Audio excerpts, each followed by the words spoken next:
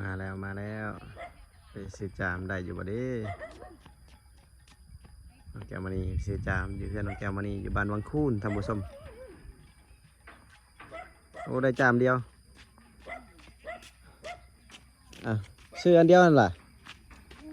คือบ่ซื้อหลายซะล้างกินขนมกินคนเดียวเลยซื้ออันเดียวหั่นอืมกินข้าวกันพี่น้องกัน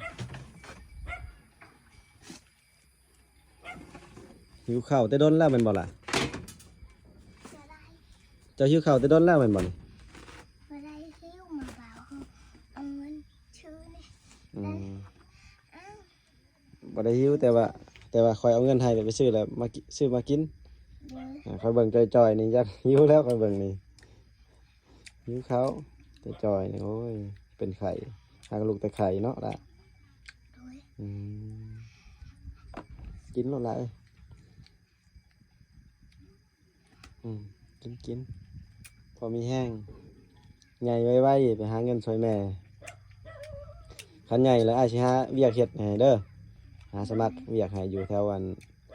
เรียนให้จบม .4 เด้อเรียนให้จบม .4 ม .5 อาชีหาเวียกให้ไปสมัครแถวห้านอาหารไปบอกไปเฮ็ดเวียกหาเงิน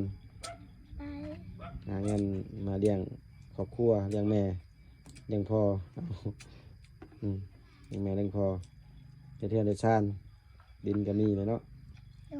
โดย